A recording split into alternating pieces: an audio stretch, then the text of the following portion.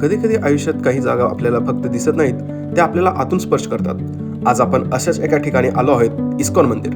दुरून पाहिलं तर हे एक सुंदर मंदिर वाटतं, पण जवळ गेल्यावर लक्षात येतं की ही फक्त वास्तू नाही, तर एक आध्यात्मिक प्रवासाची सुरुवात आहे. सगळ्यांना वाटतं की इस्कॉन म्हणजे भारतात सुरू झालेली संस्था, पण खरी गोष्ट ऐकली तर आश्चर्य वाटेल. इस्कॉनची सुरुवात 1966 मध्ये भारतात नाही, तर अमेरिकेतील न्यूयॉर्कच्या गजबटात झाली.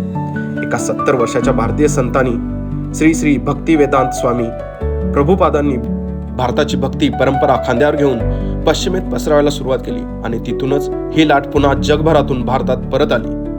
तुम्ही हॉलमध्ये जाल आणि तुम्हाला तेथील सुंदर मूर्ती केवळ शांतता नाही, तर भक्तीची ऊर्जा.